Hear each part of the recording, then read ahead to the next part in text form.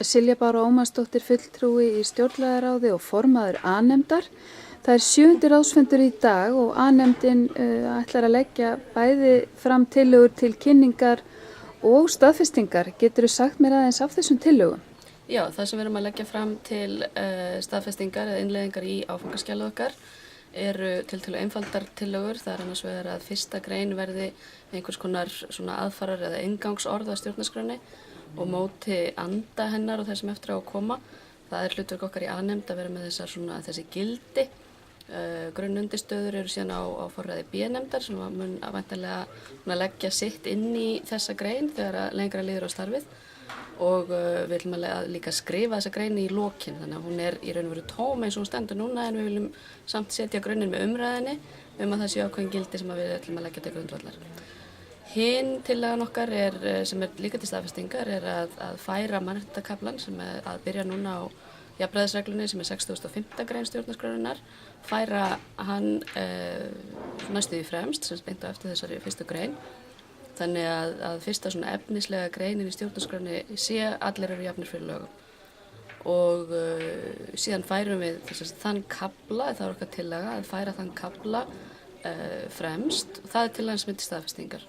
Þessa tillögu kynntum við á síðasta fundi og svona höfum það laga á að ræða svona mestu leyti efnislega og fundið þess að við kynnum þetta og síðan erum við búin að fá endurgjöf á það starf núna í vikunni og gerum vonandi þessa breytingu á eftir í dag.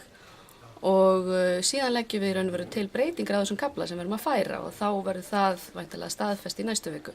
Þetta eru 11 greinar sem eru þá önnur til 12. grein að okkar tillögu og eru mannréttindaákvæði.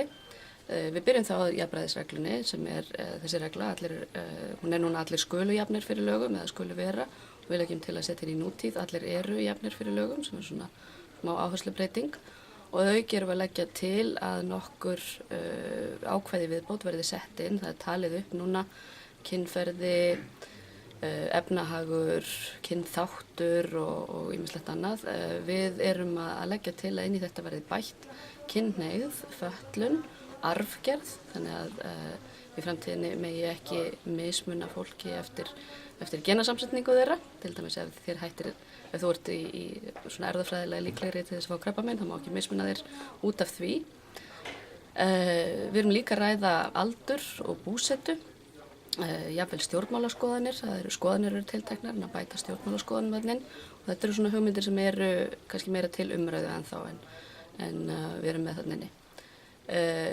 Síðan eru svona mismiklar efnislega breytingar á þessum ákvæðum en meðal þess sem að er kannski áhugaverðast er að við erum að búa til sérstaka grein stöðu barna og þá vernd sem að þau að fá í stjórnarskránni. Þetta hefur verið svona lítil málsgrein inn í annarri grein en við ætlum að draga hana fram sérstaklega og það er kannski svona mesta nýmælið í þeim kafla sem við erum að setja fram í dag og það er sérstætt við förum í gegnum svona þvingandi aðgerðir, refsingu og þess aftar og þar erum við að setja lokapunktinn og meðal nýmæla þar er sérstætt að það verði sett bann við herskyldu á Íslandi.